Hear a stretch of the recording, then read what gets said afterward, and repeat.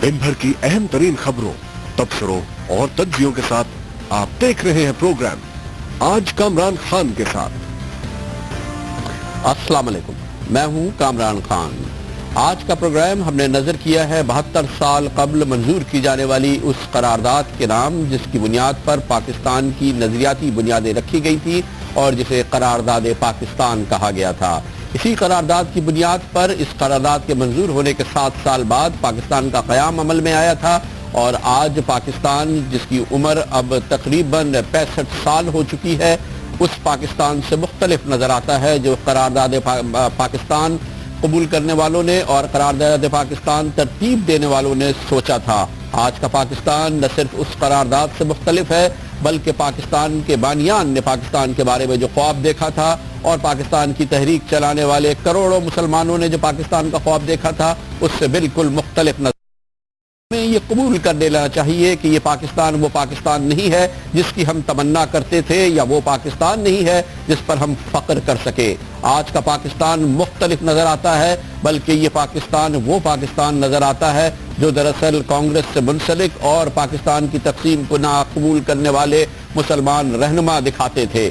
आज का पाकिस्तान अगर उसकी असल शक्ल देखें तो वही शक्ल नजर आती है जो उस वक्त हमें दिखाई गई थी पाकिस्तान के नाम के खिलाफ उन मुसलमान रहनुमाओं की जानिब से जो कहते थे कि पाकिस्तान के नाम पे हिंदुस्तान की तकसीम दरअसल मुसलमानों के लिए कोई बहुत अच्छा फॉर्मूला नहीं है।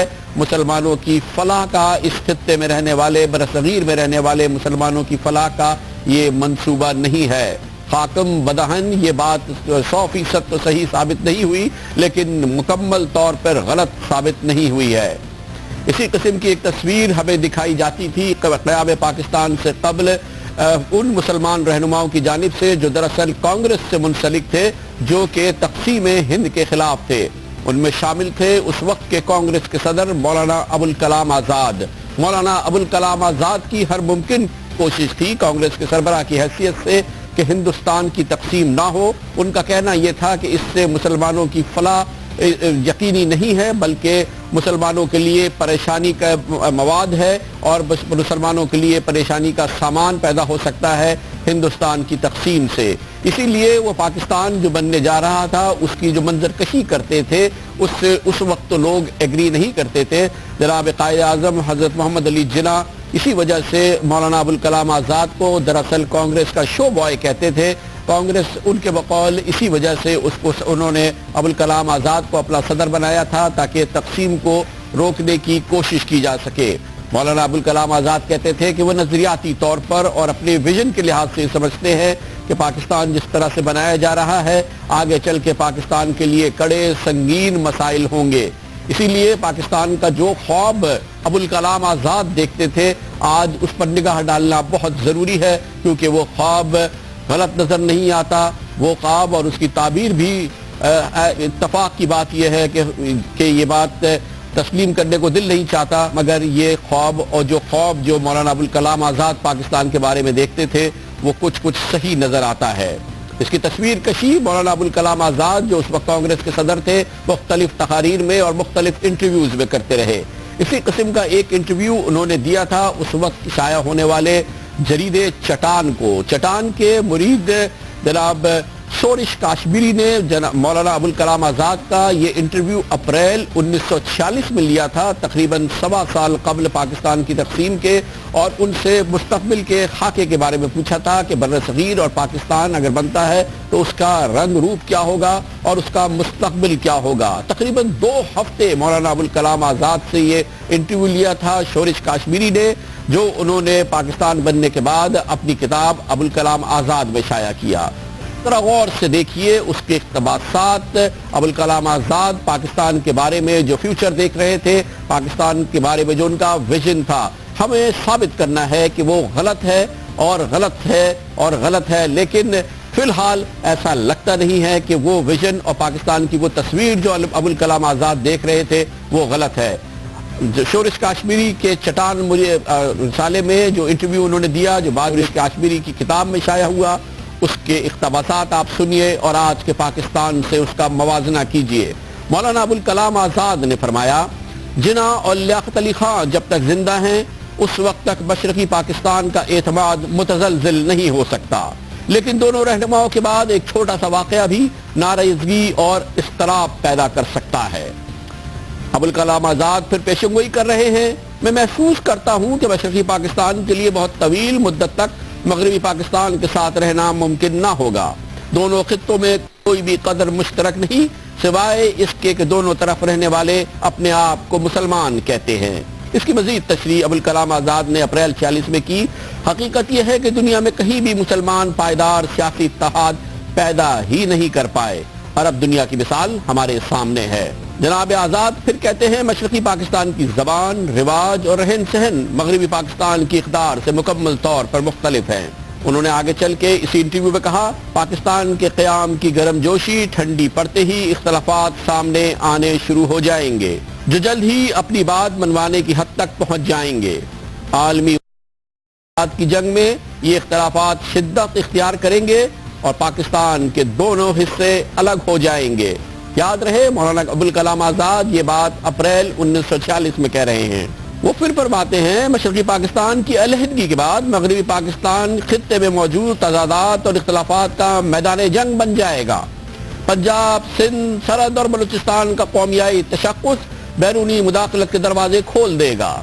وہ وقت دور نہیں ہوگا جب عالمی قوتیں پاکستان کی سیاسی قیادت میں موجود مختلف عناصر کو استعمال کر کے اس کے حصے بکرے کر دیں گے، جیسا کہ بالکان اور عرب ریاستوں کے ساتھ کیا گیا تھا۔ اس وقت ہو سکتا ہے کہ ہم اپنے آپ سے یہ سوال کریں گے کہ ہم نے کیا کھویا اور کیا پایا۔ مولانا ابوالکلام آزاد کہتے ہیں اصل معاملہ یقینی طور پر مذہب کا نہیں بلکہ معاشی ترقی کا ہے۔ مسلمان کاروباری قیادت کو اپنی صلاحیت اور ہمت پر شکوک و شبہات ہے۔ مسلمان کاروباری حضرات کو سرکاری سرپرستی اور مہربانیوں کی اتنی عادت پڑ چکی ہے کہ وہ نئی آزادی اور خود مختاری سے خوف زدہ ہے۔ وہ دو قومی نظریے کی آڑ میں اپنے خوف کو چھپاتے ہیں اور ایسی مسلمان ریاست چاہتے ہیں جہاں وہ بغیر کسی مقابلے معیشت پر اپنی اجارہ داری قائم کر سکیں۔ یہ دیکھنا انتہائی دلچسپ ہوگا کہ وہ کب تک اس فریب کاری کو زندہ رکھ سکتے ہیں۔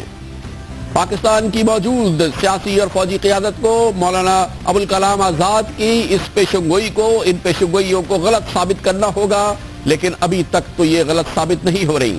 اسی انٹرویو میں 1946 میں مولانا ابوالکلام آزاد سمجھتے ہیں، میں سمجھتا ہوں کہ اپنے قیام سے ہی پاکستان کو بہت سنگین مسائل کا سامنا رہے گا، جن میں شامل ہیں کئی مسلم ممالک کی طرح پاکستان کی نااہل سیاسی قیادت فوجی آمروں کی راہ ہموار کرے گی۔ 1946 میں ہے مولانا ابوالکلام آزاد کا یہ کہنا۔ پاکستان پر بیرونی قرضوں کا بھاری بوجھ ہوگا۔ پاکستان پڑوسیوں سے دوستانہ تعلقات کا فقدان اور جنگ کے امکانات ہوں گے۔ پاکستان میں داخلی شورش اور علاقائی تنازعات ہوں گے۔ پاکستان کے صنعت کاروں اور نو دولتیوں کے ہاتھوں قومی دولت کی لوٹ مار ہوگی۔ پاکستان کے نو دولتیوں کے استحصال کے نتیجے میں طبقاتی جنگ کا تصور پیدا ہوگا۔ پاکستان میں نوجوانوں کی مذہب سے دوری اور عدم اطمینان اور نظریہ پاکستان کا خاتمہ ہو جائے گا۔ پاکستان پر کنٹرول حاصل کرنے کے لیے عالمی قوتوں کی سازشیں بڑھیں گی۔ مولانا ابوالکلام آزاد نے 1946 میں فرمایا، اس صورتحال میں پاکستان کا استحکام دباؤ کا شکار رہے گا اور مسلم ممالک اسے کسی طرح بھی تعاون فراہم کرنے کی پوزیشن میں نہیں ہوں گے۔ شرائط کے بغیر دیگر ذرائع سے بھی مدد نہیں آئے گی اور پاکستان نظریاتی اور سردی سمجھوتوں پر مجبور ہو جائے گا۔ پاکستان کا یہ انجام ہوگا، یہ 1946 میں مولانا ابوالکلام آزاد نے کہا تھا۔ اس وقت عمومی طور پہ ان کے ان خیالات کو مسترد کر دیا گیا تھا۔ پاکستان بنانے والوں کی جانب سے، پاکستان کی تحریک چلانے والے لوگوں کی جانب سے، ان کروڑوں مسلمانوں کی جانب سے جو پاکستان کی تحریک چلا رہے تھے اور مسلمانوں کے لیے ایک نیا خطہ تجویز کر رہے تھے۔ ان کے ذہن میں ظاہر ہے یہ نہیں ہوگا کہ آگے چل کے اس ملک کی قیادت، چاہے وہ سیاسی قیادت ہو یا فوجی قیادت ہو، وہ اس ملک کو اسی انجام کی طرف لے جائے گی جس کی پیشنگوئی جناب مولانا ابوالکلام آزاد نے کی تھی۔ مولانا ابوالکلام آزاد کی پیشنگوئی مزید انہی کی زبان میں ہم آپ کو سنائیں گے اپنے اس نشریے سے ایک چھوٹے سے کمرشل بریک کے بعد۔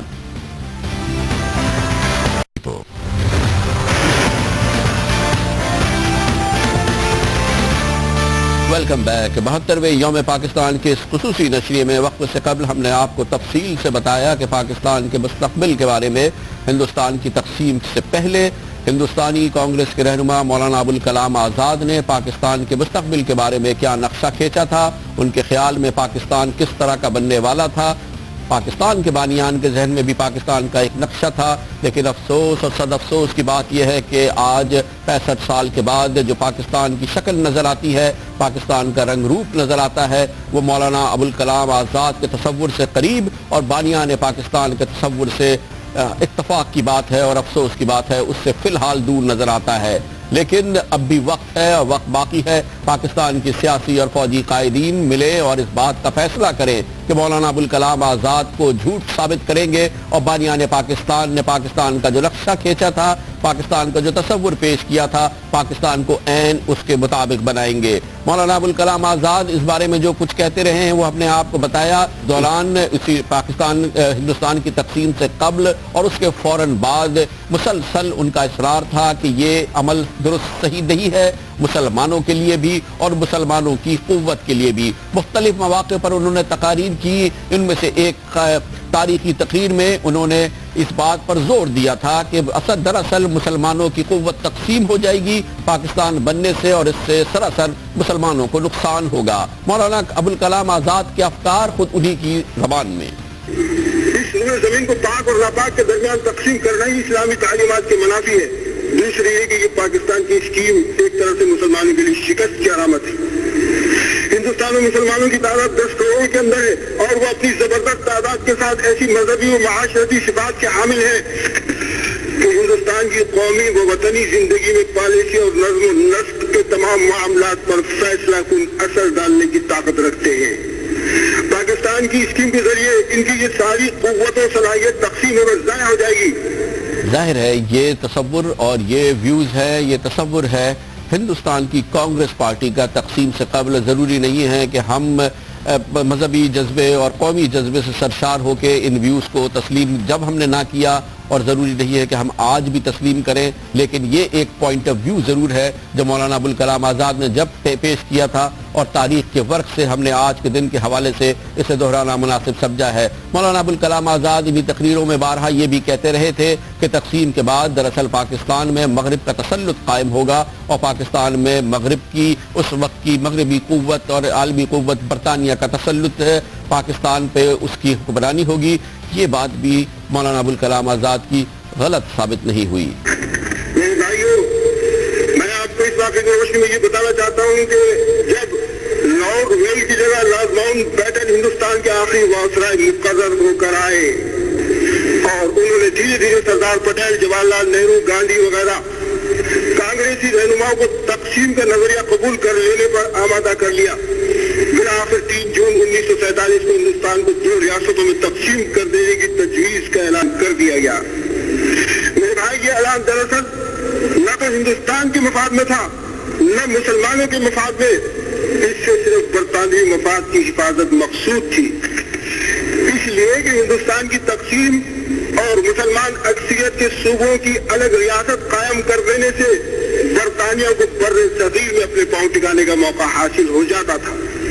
ایک ایسی ریاست جس میں مسلم لیگ کے نام سے برطانیہ کے پسندیدہ افراد برسر اقتدار آ جائیں گے، مستقل طور پر برطانیہ کے زیر اثر رکھی جا سکتی تھی اور اس کا اثر ہندوستان کے رویے پر بھی پڑنا لازمی ہوگا. ہندوستان جب یہ دیکھے گا کہ پاکستان میں انگریزوں کا اثر ہے تو وہ اپنے یہاں بھی انگریزوں کے مفاد کا لحاظ رکھے گا. آخرکار 14 اگست 1947 کو ہندوستان تقسیم کر دیا گیا. پاکستان اور ہندوستان کی 2 آزاد ریاستیں وجود میں آ گئیں جو یکساں طور پر برطانوی کامن ویلتھ کی ممبر بننے پر راضی ہو گئی اور پھر میرے بدترین خدشات صحیح ثابت ہونے لگے. ایک فرقہ دوسرے فرقے کا بدترین دشمن بن کر قتل عام، غارت گری اور لوٹ مار پر اتر آیا. خون کی لکیروں کے ساتھ 2 ملکوں کی سرحدیں کھینچ جانے لگی اور افسوس یہ مسلمان تقسیم در تقسیم ہو کر رہ گئے. انگریز کی یہ سازش تھی یا نہیں؟ تقسیم کر جو برصغیر کی تقسیم ہوئی اس کے لیے جو تحریک چلائی گئی اس کے پیچھے یہ چیزیں کار فرما تھی یا نہیں؟ لیکن بہرحال ہوا وہی انجام جس کی جانب مولانا ابوالکلام آزاد اشارہ کر رہے تھے کہ ایک طرف تو پاکستان میں مغرب کا تسلط قائم ہوگا، پھر اس کے مقابلے میں بھارت میں بھی مغرب کا تسلط قائم ہوگا، ایک دوسرے ملکوں کو ایک دوسرے کے خلاف مغرب ہی لڑائے گا اور ایک دوسرے کو تقسیم کر دے گا۔ مولانا ابوالکلام آزاد نے یہ اعلان کیا تھا اس وقت، اور ان ویوز کا اظہار اس وقت کیا تھا جب بر صغیر تقسیم ہو رہا تھا۔ اسی وجہ سے انہوں نے اسی دوران یہ بھی کہا تھا کہ پاکستان کے بننے کے بعد مسلمانوں کی قوت تقسیم ہو جائے گی اور پاکستان میں دراصل مغرب کا ایسا تسلط قائم ہو جائے گا جس سے چھٹکارا ممکن نہیں ہوگا۔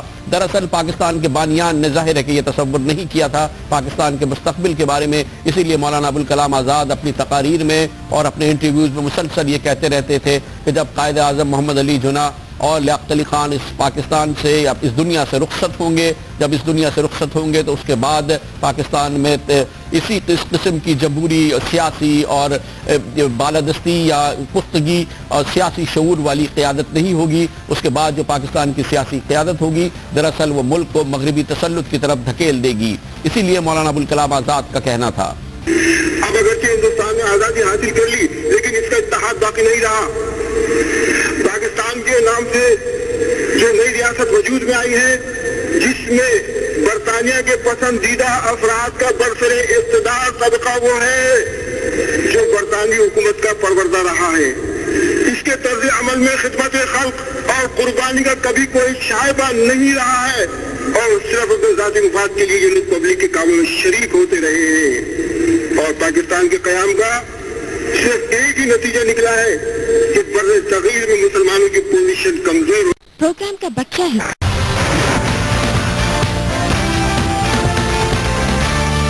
بہترواں یوم پاکستان ہے اور آج 72ویں یوم پاکستان والے دن اس مادر وطن کی کیا کیفیت تھی، اس کا ایک مختصر جائزہ آپ کی خدمت میں پیش کرتے ہیں جو کہ شاید آپ کے لیے حیران کن نہ ہو لیکن تکلیف دہ ضرور ہے۔ آج سارا دن کراچی کے وسط میں لیاری کے علاقے میں پولیس اور مظاہرین کے درمیان شدید گولہ باری اور آنسو گیس کا تبادلہ ہوتا رہا، فائرنگ کا تبادلہ ہوا ہے۔ کوشش یہ ہے کہ پولیس پہنچے لیاری کے ان علاقوں میں جہاں جرائم پیشہ گروہ آپریٹ کر رہے ہیں اور جہاں سے کراچی کے ہزاروں تاجروں کو بھتے کی پرچیاں پہنچائی جاتی ہیں۔ پولیس ان جرائم پیشہ اڈوں تک پہنچنے میں ناکام رہی ہے اور اب اطلاعات کے مطابق وہاں پہ رینجرز پہنچ گئی ہے لیکن مزاحمت کا سلسلہ اب بھی جاری ہے۔ یہ حال ہے پاکستان کے سب سے بڑے شہر کراچی